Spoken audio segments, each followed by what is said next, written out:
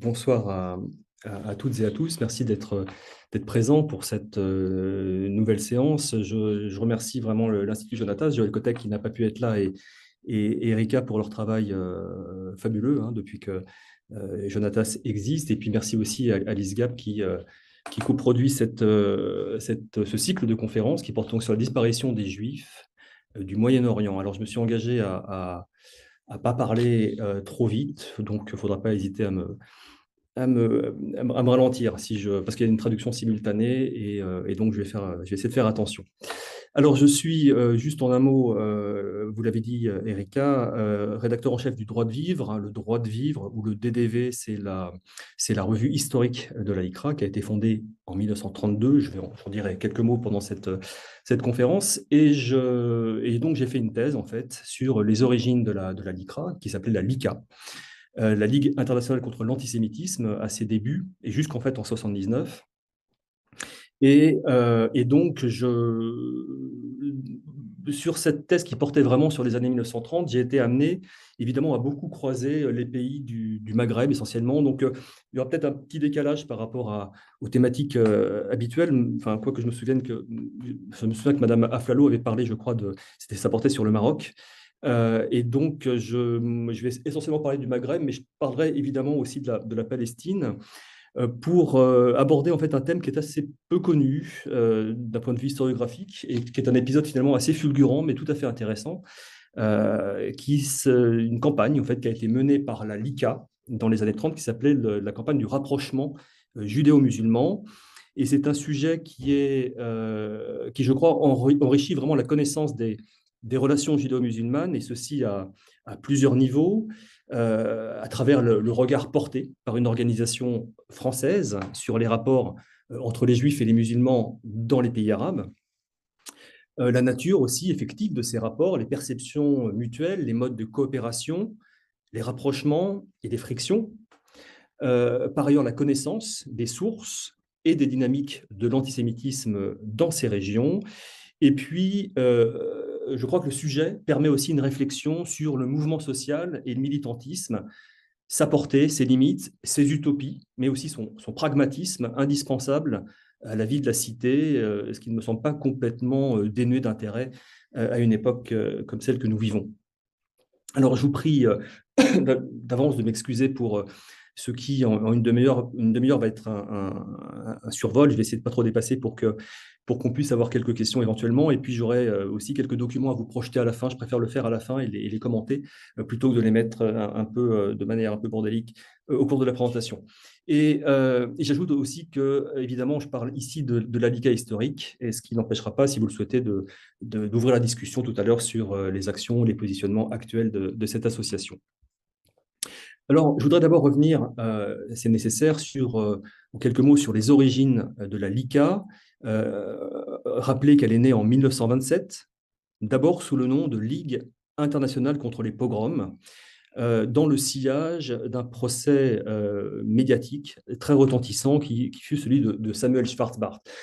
Et je suis désolé, et je ne vais pas rentrer dans le détail de ce procès, ça me semble secondaire ce soir, mais c'est un procès de l'assassin d'un pogromiste ukrainien qui s'était réfugié à Paris et qui devient, en fait, c'est tout à fait intéressant, non pas le procès du meurtrier juif qui veut venger ses frères martyrisés, mais celui du pogromiste lui-même, sachant que Schwarzbart va être acquitté. Ça se passe en octobre 1927, et c'est à la suite de cet événement que la Ligue internationale contre les pogroms va être créée par des militants plutôt de gauche, d'anciens Dreyfusards, et notamment autour d'un personnage qui est plus jeune, qui n'est pas, enfin, qui est post-Dreyfusard, qui est né en 1895, qui s'appelle Bernard Lecache, qui est un journaliste qui est né à Paris, mais qui est d'ascendance ukrainienne, et qui va être le président par la suite de la LICA jusqu'en 1968.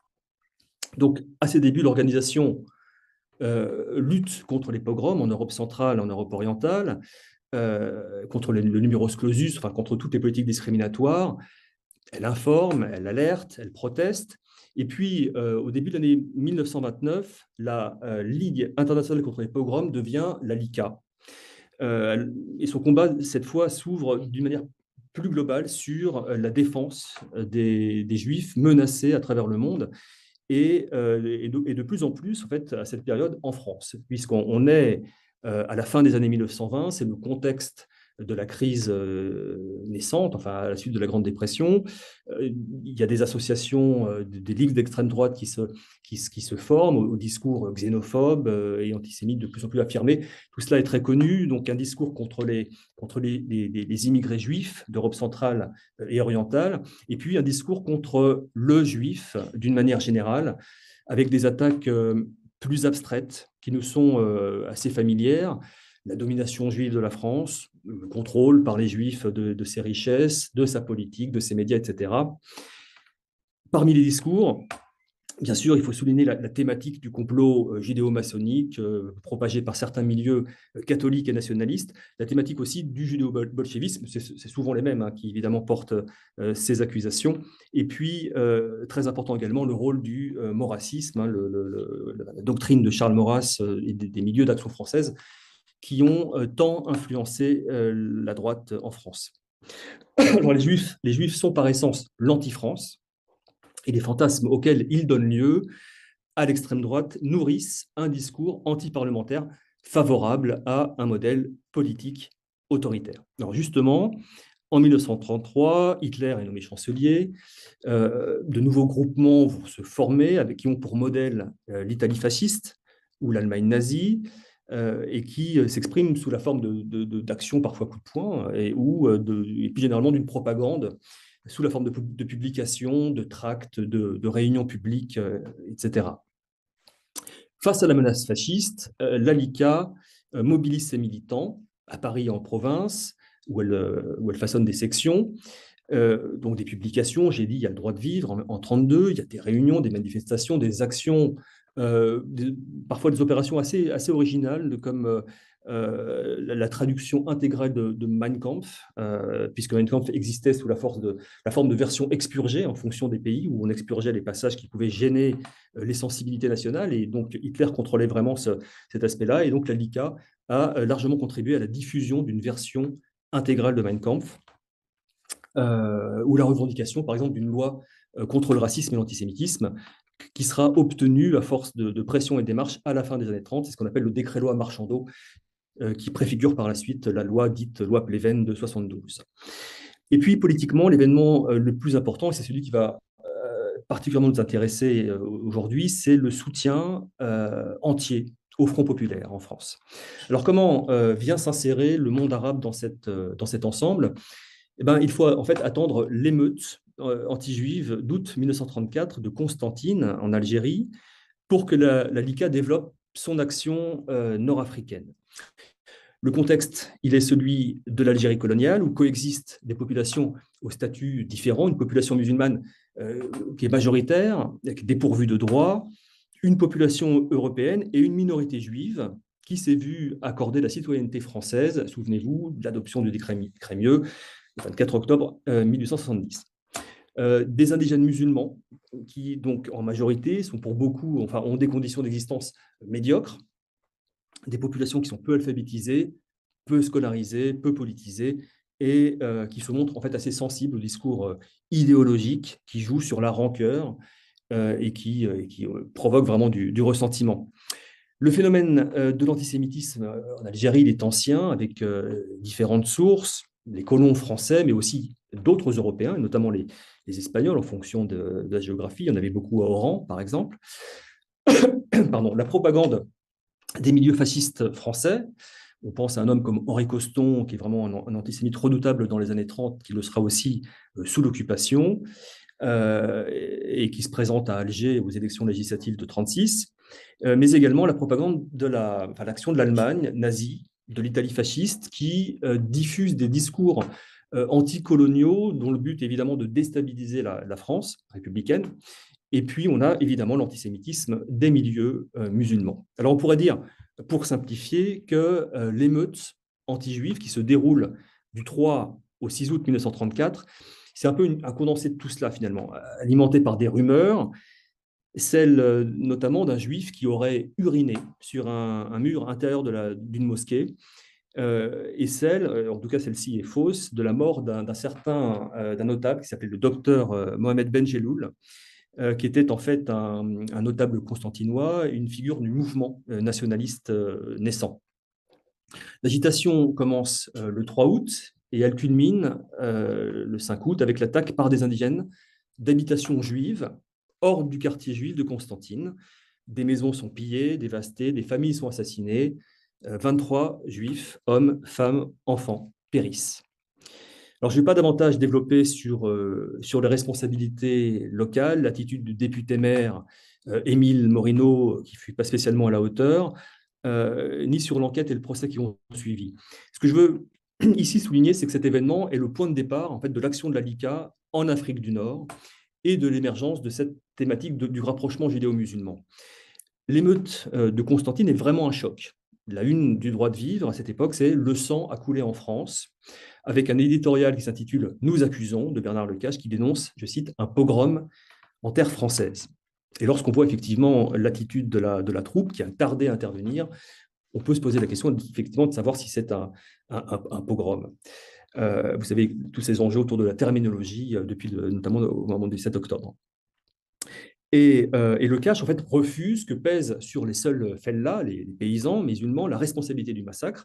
Il parle de gâchis colonial, il parle de la rancœur des musulmans, de la carence des autorités. Et l'ALICA va particulièrement, et à tort, pointer la culpabilité des croix de feu du colonel de la Roque. Et tout ça, en fait, va la conduire à considérer que, d'une part, il faut renforcer la lutte contre l'antisémitisme, et que, dans un deuxième temps, il faut améliorer les conditions, ou dans un deuxième temps ou en même temps, il faut améliorer les conditions d'existence des indigènes pour faire taire les frustrations et pour cela soutenir les revendications sociales et politiques en leur faveur.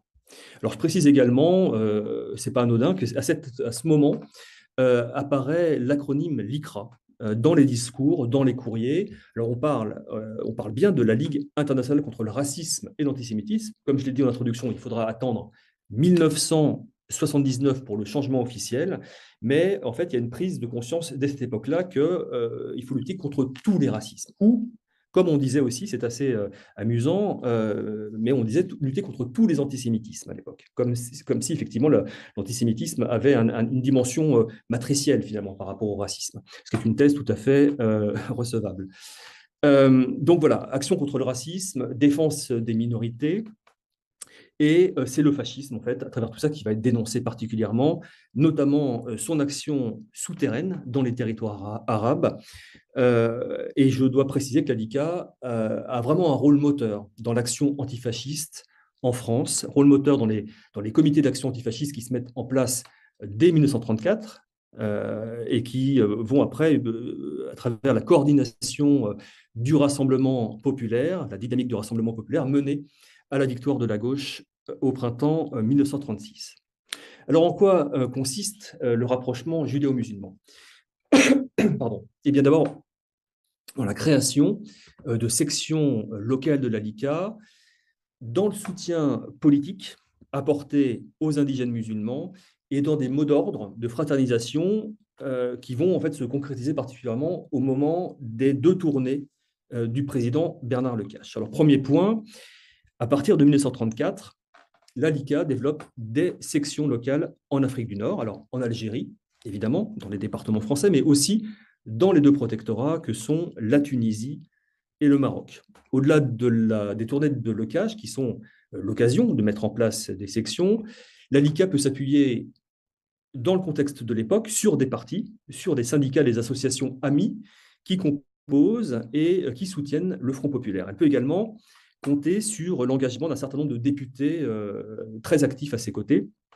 Il y a dans cette sociabilité politique un élément clé d'une activité militante qui conduit à l'installation donc de dizaines de sections au Maghreb, au sein desquelles circulent les slogans antifascistes, les idéaux du Front populaire, avec un accent qui est mis sous l'influence de la LICA sur les mots d'ordre de l'antiracisme, dont on peut dire qu'ils connaissent en fait à cette époque, enfin l'antiracisme connaît un début d'institutionnalisation.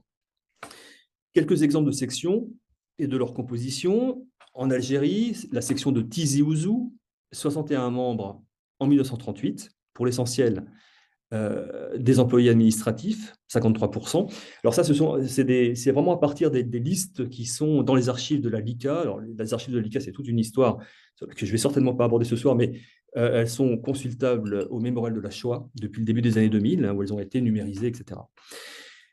Autre exemple, la section d'Aïn Temushent, 23 membres en 1936, pour 61% des commerçants, des artisans. La section de Relizane, 41 membres en 1939, des enseignants, à 69%.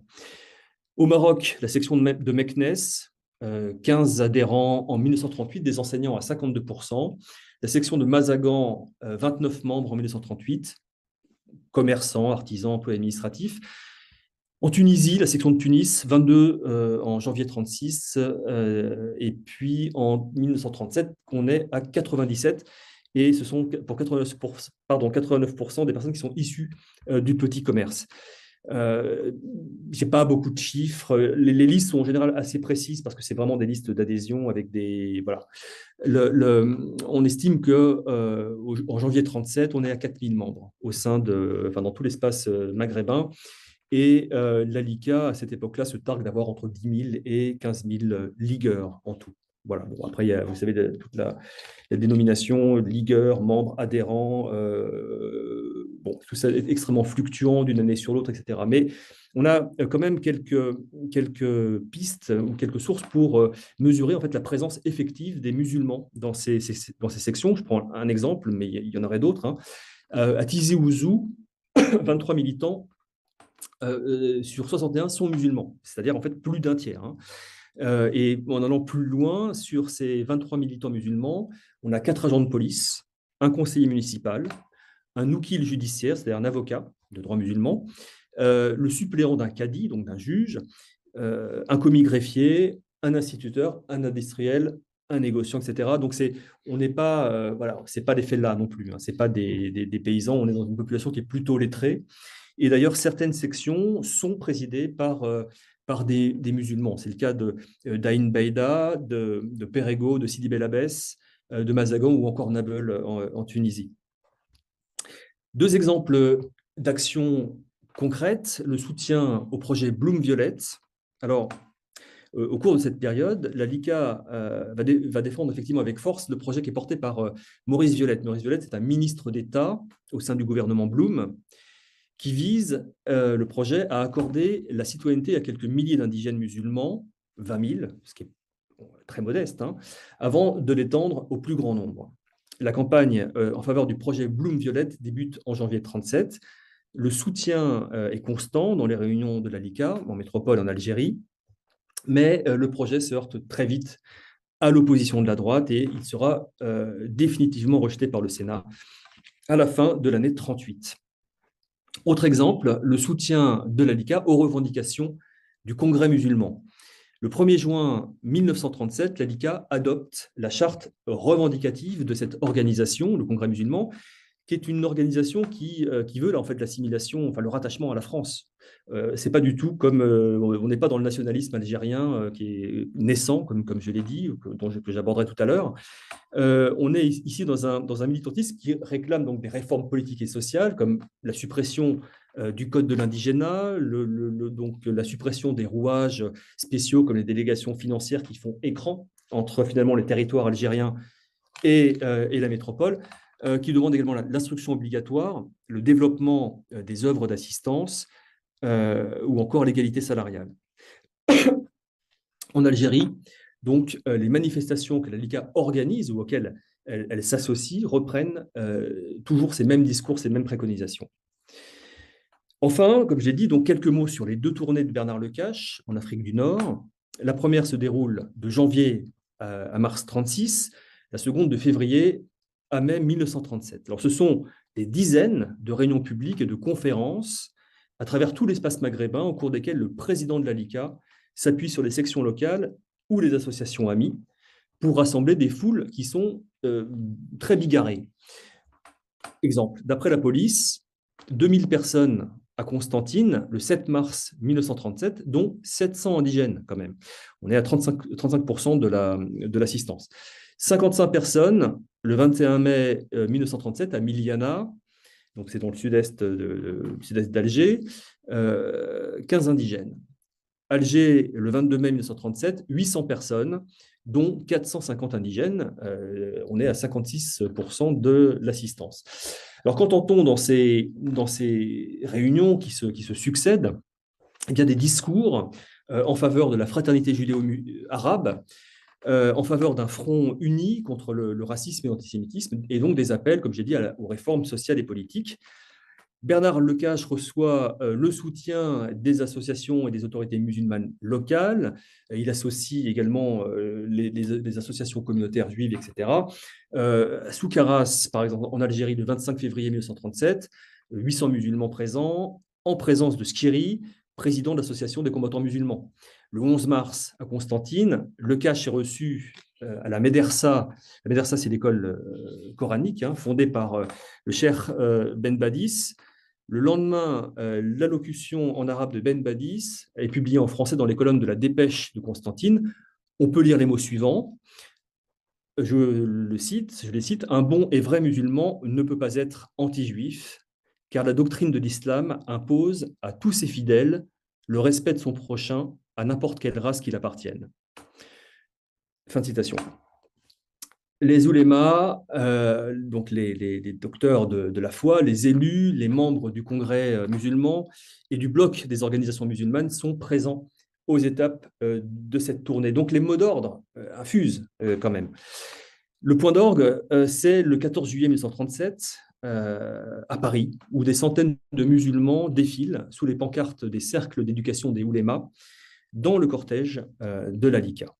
Voilà. Alors voilà ce qu'il en est pour la partie Maghreb. Ce qui est intéressant, c'est de voir qu'en fait, ce mot d'ordre de rapprochement judéo-musulman va être en fait appliqué à la Palestine dans un contexte de plus en plus difficile entre juifs et arabes. Alors, petite précision également, retour en arrière, la LICA est une organisation qui, depuis le début, affiche sa neutralité sur la question du sionisme. Sans s'en désintéresser, évidemment. En 1929, Bernard Lecache s'est rendu en Palestine après les massacres anti-juifs de l'été.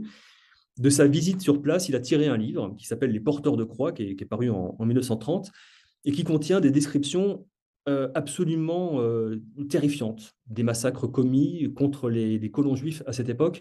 Je vous assure, j'ai repris en fait le livre après le 7 octobre. C'est absolument c'est saisissant. C'est saisissant de voir le parallélisme dans cette espèce de violence aveugle et destructrice qui s'est vraiment manifestée en Palestine en octobre, en 1929, en août 1929. Et le parallélisme est vraiment très fort avec ce qui s'est passé en octobre 2023. À la LICA, les opinions sont extrêmement diverses et s'expriment de manière très diverse. En d'autres termes, il y a des sionistes, il y a des antisionistes dans l'acception de l'époque, et qui sont nommés comme tels. On a, Lecache le dit lui-même, on a des sionistes, on a des antisionistes, mais dans tous les cas, on a évidemment une attention extrêmement vigilante qui est portée aux événements qui se déroulent en Palestine, en particulier à partir de la révolte arabe de 1936. La lecture des événements, comme je l'ai dit, est très proche de celle qui prévaut en Afrique du Nord. Et donc la LICA défend le rapprochement judéo-musulman. Elle condamne les agitateurs de tous bords, les nationalistes, les féodalités locales et les intrigues hitlériennes, avec beaucoup d'informations sur justement ces intrigants qui viennent du Reich et qui ont une activité vraiment de déstabilisation localement auprès des populations arabes. On a même des extraits de Mein Kampf qui sont publiés en arabe dans les archives de la LICA. Les réalisations techniques des colons juifs sont applaudies, mais dans le droit de vivre, on enjoint les colons à émanciper au plus vite le prolétariat arabe qu'ils exploitent. Les dirigeants de la LICA soulignent la primordialité de l'antagonisme social dans les relations judéo-musulmanes, à l'image du député socialiste Jean-Pierre Bloch, qui a rejoint le comité central de la LICA en 1935, qui sera, vous le savez probablement, le futur président, après la mort de Lecache en 1968, le futur président de la LICA, jusqu'au début des années 90. Je cite Jean-Pierre Bloch en 1900, début 1936, il faudrait faire en Palestine, comme ailleurs, une nécessaire discrimination entre le capitalisme et le prolétariat juif. le prolétariat devrait accomplir sa mission, arracher au capitalisme une partie de ses privilèges pour en faire bénéficier à la fois les masses arabes et juives. Fin de citation. Une partie de ses privilèges. Hein. On est plutôt dans le camp réformiste de la gauche. Lalika considère donc qu'il y a des juifs qui sont des adversaires. Mais ça a toujours été comme ça depuis le début, notamment avec ses critiques contre les Israélites, les bons juifs français qui regardent égoïstement leurs intérêts et qui ferment leurs portes aux immigrés juifs d'Europe centrale, etc. Donc on retrouve un petit peu cette même critique. Autre exemple d'une déclaration à cette époque-là de Jean-Pierre Bloch, en juillet 1936. Alors c'est un hasard, hein, c'est 2 fois Jean-Pierre Bloch, il n'est pas le seul à s'exprimer, mais ça me paraît tout à fait intéressant, je le cite également. Il faut que la colonisation juive apporte en Palestine la paix et la liberté aux juifs hier persécutés, et aussi la justice, la fraternité, l'émancipation au misérable prolétariat arabe. L'expérience sioniste ne pourra se poursuivre qu'à ce prix. Elle ne peut recueillir notre adhésion socialiste qu'à ce prix. Fin de citation. Plus concrètement sur le foyer national juif et même sur l'immigration, Lalika est parfaitement discrète, à l'image d'un échange que j'ai trouvé entre Bernard Lecache et un journaliste d'Oran Matin en janvier 1936, donc c'est au moment d'une de ses tournées, et je cite « Ne pensez-vous pas, monsieur Lecache, que l'établissement des Juifs en Palestine serait la solution de la question juive ?» Et Lecache répond « C'est possible, et j'admire les vaillants Aloutsim, les pionniers, mais Lalika qui comprend des sionistes, des non-sionistes, des juifs, des non-juifs, est neutre sur la question. » Et ça restera toujours un peu cette position qui consiste un petit peu à voter en touche, finalement. Bon, je vais y revenir. Concrètement, Lalika n'est pas implantée en Palestine mandataire, mais elle a des interlocuteurs. Des représentants d'organisations sont présents à ces manifestations. Il y a aussi beaucoup de courriers. Alors, parmi les organisations, on peut citer le Keren Kayemet l'Israël, le Poale Sion Istadrout, qui est en gros la CGT palestinienne, ou encore le Poale Sion de gauche. Lalika considère aussi l'Antifa. L'Antifa, c'est une organisation palestinienne socialiste de défense des travailleurs contre le fascisme, et elle le considère en fait comme sa section palestinienne. Et à son sujet, le comité central de Lalika a statué ainsi, je cite, « Il faut laisser à cette organisation le soin de travailler au rapprochement judéo-arabe. Ce serait une erreur pour Lalika d'intervenir directement en Palestine, car nous aurions contre nous à la fois les Arabes, les sionistes et les Anglais. » Voilà, il est quand même à noter que dans l'article 2 des statuts de l'Antifa, on défend l'immigration juive. Donc ça engage quand même Lalika. En septembre 1936, Lalika organise une conférence à Paris, salle de la Mutualité, une conférence des organisations contre le racisme et l'antisémitisme. Elle essaye de rassembler tout ce qui existe en termes de lutte contre le racisme et l'antisémitisme et pour la défense des minorités à travers le monde. C'est un projet assez démentiel. Et la Palestine va être un des sujets abordés au cours de cette conférence de septembre. Et dans un discours, Bernard Lecache tend la main à Messali Hadj. Messali Hadj, c'est le leader de l'Étoile nord-africaine, donc le mouvement nationaliste algérien, qui va devenir, après dissolution par le gouvernement, l'année suivante, le Parti populaire algérien. Le combat de Messali Hadj est celui de l'indépendance. L'alliance avec le Front populaire et Lalika ne vont donc pas du tout de soi. Et Bernard lui tend la main en ces termes, et je le cite, « Unis, nous imposerons à l'usure, à l'exploitation odieuse de la plèbe, à l'analphabétisme social et politique, à la haine des races, la loi de notre masse, la décision de nos forces. » Alors pourquoi je fais encore un écart par l'Algérie, c'est tout simplement que la réponse que reçoit Lalika, la réponse de l'Étoile nord-africaine, peu après la conférence, est exposée en ces termes. Je la cite. « Nous ne vous cachons pas notre déception à la conférence de la Mutualité, car malheureusement, nous avons constaté qu'il y a parmi l'élément juif des aveugles qui ne veulent pas voir la réalité en face et qui suivent le chemin qui est contraire à l'entente indispensable entre Arabes et Juifs, car nous tenons à vous réaffirmer que nous ne pouvons jamais accepter comme base le foyer juif de Palestine, car le sionisme n'est qu'une forme de racisme et d'impérialisme, autant que celui d'Hitler ou de Mussolini. Fin de citation. Vous voyez, hein, on est loin encore, on est en 1936, on n'est pas en 1975 à l'ONU ou en 2001 à Durban ou à Paris en 2025. Les années qui suivent voient l'échec finalement de ce mot d'ordre d'entente judéo-arabe au sein même du Rassemblement mondial contre le racisme, qui est une organisation encore plus grande qui a été fondée par la LICA pour englober toutes les associations antiracistes du monde. On entend des attaques contre le fascisme arabe qui provoquent en retour, par exemple, l'intervention d'un militant de la Ligue contre l'oppression et l'impérialisme colonial, je le cite, « On ne peut pas appeler fascisme la lutte d'un peuple pour la liberté ». En juillet 1938, lors d'un congrès du Rassemblement mondial contre le racisme, un appel en faveur du renoncement à la violence et de l'union contre l'ennemi commun, le fascisme, est lancé. Les termes sont assez généraux pour permettre à l'ensemble des participants d'y souscrire. Donc, condamnation d'Hitler, de Mussolini, rejet du terrorisme, de l'impérialisme et éloge des musulmans et des juifs de l'Afrique du Nord qui nous ont montré l'exemple, je cite. Et l'appel se termine par les mots suivants, je cite, « Faites l'union, faites la paix et vous triompherez ».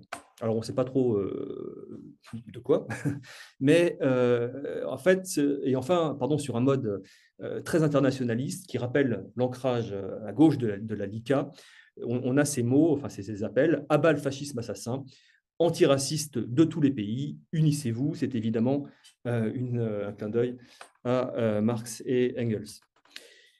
Donc la question devient inabordable et la volonté en fait, d'organiser en 1939 une conférence internationale échoue. Néanmoins, un mot sur ce projet, parce que c'est intéressant, parce qu'il a reposé en fait, sur la diffusion d'une pétition préalable qui devait circuler en Afrique du Nord, pas en Palestine, mais en Afrique du Nord, et permettre de recueillir des signatures des pétitionnaires des trois religions, ce qui devait avoir une valeur symbolique forte. Et la pétition plaidait donc pour la tenue de la conférence, était destinée au Foreign Office pour donc appuyer le principe de la conférence, et elle visait, je cite, à bien pénétrer les populations arabes et juives de la nécessité d'une solution au problème palestinien. Et je trouve que c'est intéressant parce que, comme elle était destinée à l'Afrique du Nord, on voit bien que la question est d'une grande acuité dans cette région-là, et pas uniquement en Palestine. Et en effet, en Afrique du Nord, en cette fin des années 30, on atteint sur le sujet un niveau de crispation avancé dont témoignent les archives. Et j'avais pour ma thèse notamment beaucoup consulté les fonds qui avaient été qui étaient revenus d'Algérie, qui sont aujourd'hui détenus par pardon, excusez-moi, ça s'appelait le CAOM à l'époque, c'était le Centre des archives d'outre-mer. Aujourd'hui, c'est l'ANOM, mais je ne sais plus ce que c'est l'ANOM. Bon, c'est à Aix-en-Provence et ce sont des fonds tout à fait qui regorgent de rapports de police sur un tas de sujets et qui montrent effectivement l'acuité de l'antisémitisme. Et donc, cette pétition, elle circule, elle est envoyée dans toutes les sections en Algérie pour que les militants fassent signer. Et voici la réaction d'une militante de la section d'Alger qui écrit au siège le 26 janvier 1939 la chose suivante qui est très significative. « Nous avions décidé d'éviter soigneusement de mettre un petit doigt dans le problème palestinien et de ne pas effleurer la question sioniste. Il ne faut pas se dissimuler qu'ici, en cette matière, c'est l'histoire renouvelée de la non-intervention. » Et là, ça fait évidemment référence à la guerre en Espagne. Chacun dit à la LICA, il ne faut pas intervenir, mais il n'est pas douteux que dans certains autres milieux, certains de nos militants, juifs ou arabes, s'intéressent à la question d'une façon qui ne reste pas uniquement idéologique. Suivez mon regard. Il n'est donc pas opportun, puisqu'on cherche à faire le rassemblement ici, de toucher à ces questions si explosives et de provoquer la déflagration de toutes ces susceptibilités. La pétition, quoi qu'elle parte d'une intention que pour ma part je partageais, ne ferait que du tort à la section que nous avons si grand-peine à faire revivre. Fin de citation. Alors, en guise de conclusion, juste quelques minutes, de manière très synthétique pour aborder un petit peu finalement le succès, les limites et les échecs de cette campagne de rapprochement judéo-musulman. C'est, donc vous l'avez vu, très mitigé, mais c'est finalement quand même une très belle page. Si on s'intéresse vraiment aux mobilisations antifasciste et à la naissance de l'antiracisme sous une forme militante, c'est une page tout à fait intéressante et une page tout à fait originale. Il y a de nombreuses démonstrations symboliques, des témoignages de fraternité, des déclarations très fortes, de très beaux éditoriaux, notamment quand Le Cache fait ses tournées, dans Le Droit de Vivre, naturellement, mais aussi dans la presse des pays concernés, c'est important. J'aurais pu passer des heures sur ces manifestations et déclarations qui eurent des effets positifs immédiats. On estime qu'entre février et mai 37, donc c'est la deuxième tournée de Le Cache, mais début mai, et pas fin mai, puisque la tournée se termine en mai, ce sont plus de 60 000 personnes qui assistent à ces réunions et meetings. Alors, 60 000, c'est beaucoup, mais évidemment, c'est quand même assez peu, car il faut, pour terminer, considérer les facteurs qui limitent la portée de cet épisode et qui le referment, en tout cas dans sa spécificité. D'abord, c'est un épisode qui est lié à l'existence du Front populaire. Or, en métropole, comme en Algérie et au-delà, l'expérience de la gauche au pouvoir et de son unité s'épuise en quelques années.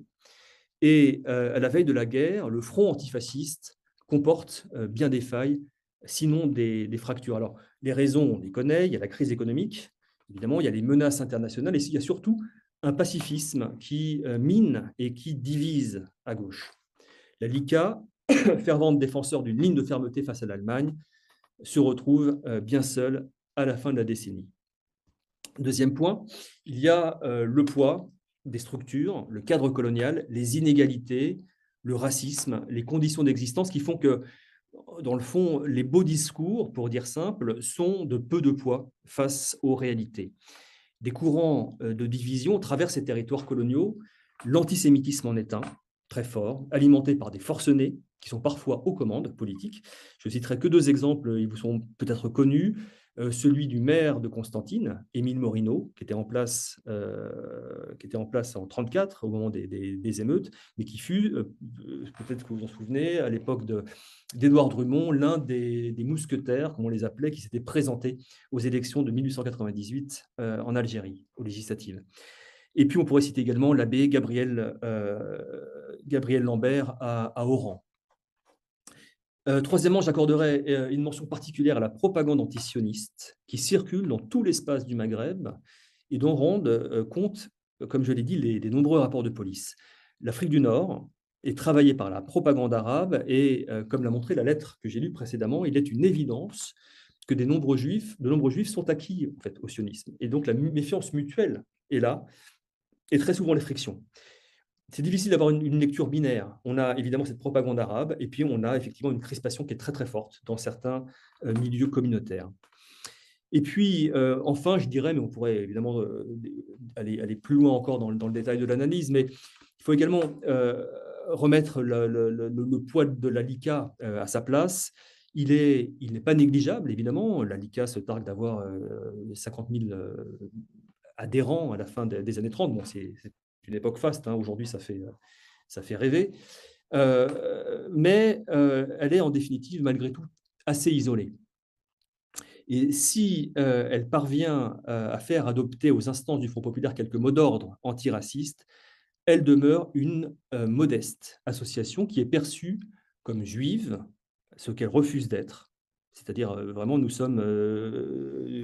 accueillons des hommes libres, on se fiche des religions, etc. Nous ne sommes pas des communautaires, nous ne sommes pas sionistes. Mais malgré tout, et c'est un petit peu comme aujourd'hui, la LICA, à cette époque-là, est tout à fait perçue comme juive. Et il y a aussi une réalité liée à la sociologie militante. Mais en tout cas, c'est un obstacle. Et donc, c'est aussi une association avec sa réalité associative, c'est-à-dire avec ses faiblesses, ses défaillances, ses poids inertes, etc. La période qui va suivre va globalement balayer tout cela. La LICA ne reprendra plus pied en Afrique du Nord. Et dans le contexte de l'après-guerre, entre la naissance d'Israël, le nationalisme algérien, le panarabisme et l'ensemble des guerres qui s'ensuivent, le mot d'ordre de rapprochement judéo-musulman n'aura plus grande réalité. Voilà. Alors, je vais m'arrêter sur ces mots. Peut-être, je ne sais pas si un tout petit peu de temps pour vous montrer quelques documents. Ouais. Alors, je passe sur le... Hop là. Et c'est moi qui partage. Hein. Je ne sais pas si vous voyez quelque chose, Erika. Non, j'ai rien partagé pour l'instant. Pour l'instant, on n'a rien du tout. Alors, je dois cliquer sur le... Voilà, c'est ça, partager. Bim. Hop là. Et là, vous l'avez. Maintenant, c'est bon, ouais. Si vous Oui, pouviez mettre en diaporama, comme ça, oui, on ne voit ce sera pas mieux. votre appli. Voilà, Voilà. merci. Ça, c'est... Alors, je vais... Bon, j'ai recueilli quelques documents comme ça, un peu pêle-mêle pour essayer d'incarner un petit peu cet exposé. Je préférais le faire à la fin pour vous donner plus d'éléments. Ça, c'est le droit de vivre qui paraît en août 1934, un numéro spécial en pleine période de vacances, entre guillemets, après donc, le pogrom de Constantine. Hein, le sang juif a coulé en France, je vous en parlais tout à l'heure. En dessous, c'est très intéressant. Quelques questions à Monsieur le ministre de l'Intérieur. Bon, j'ai coupé hein, le droit de vivre à cette époque-là, c'est 2 fois plus long.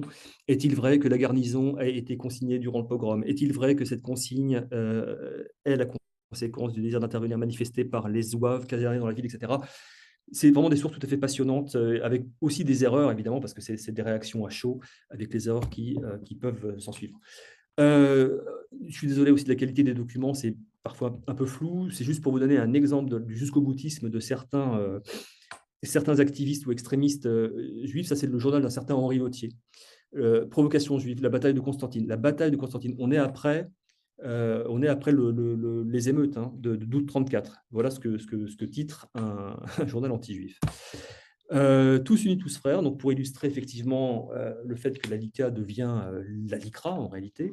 Hein, donc on a toutes les races, je mets des guillemets pour ceux qui n'ont pas l'image, mais c'est effectivement la notion, c'est l'époque où la pensée raciale est une réalité, mais avec une acception, on pourrait dire molle du terme de race. Hein, c'est des peuples, voilà.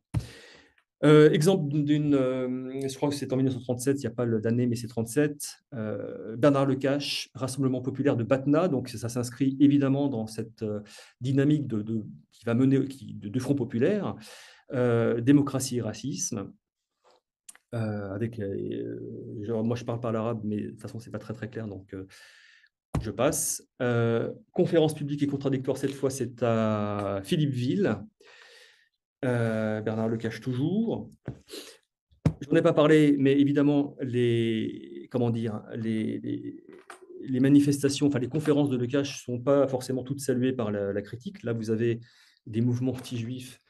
Alors, Binas Nakash, évidemment complètement faux, mais ça, c'est des techniques de l'extrême droite pour déformer les noms.